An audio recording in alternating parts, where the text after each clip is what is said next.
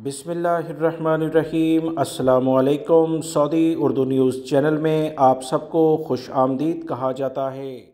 Saudi अरब की जानिब से पाकिस्तानियों के लिए अल्हम्दुलिल्लाह बहुत अच्छी खुशखबरी आ गई है।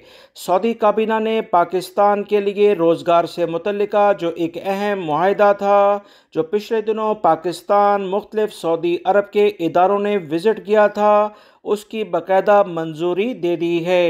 इंशाल्लाह इस मुआहिदे के बाद अब पाकिस्तान से नए वीज़ों पर बहुत सारे पाकिस्तानियों को सऊदी अरब में वसी पैमाने पर मुख्तलिफ प्रोजेक्ट्स के लिहाज से लाया जाएगा। याद रखें, सऊदी अरब में आने वाले पाकिस्तानियों के लिए इस बात को यकीनी बनाना होगा कि वो बेहतर अपने काम में महारत रखते हों, इनके पास डिग्री, सर्टिफिकेट, डिप्लोमा, हर लेवल की जो भी डॉक्यूमेंट्स हैं वो लीगल हों। जालसाजी किसी भी सूरत में कबूल नहीं की जाएगी, बल्कि ऐसे अफराद जो किसी भी लेवल पर जालसाजी करेंगे, इन्हें सऊदी अरब में हमेशा के लिए बैन किया जा सकता है।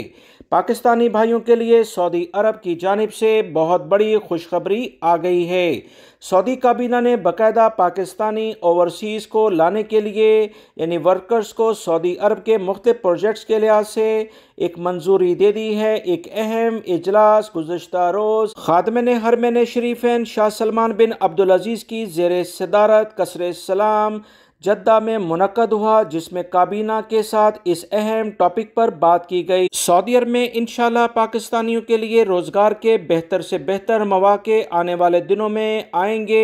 तमाम पाकिस्तानी भाई जो सऊदी अरब में अभी भी मौजूद हैं या सऊदी अरब नए वीज़ों पर आएंगे, आप तमाम हजरात से मैं अपने इन चैनल्स के ज़रिए यही कहूँगा कि हर लेवल पर कवानीन का एहतराम करें और जो भी आपके डॉक्यूमेंट्स हैं उन्हें बेहतर अंदाज में वेरीफाइड कराएं।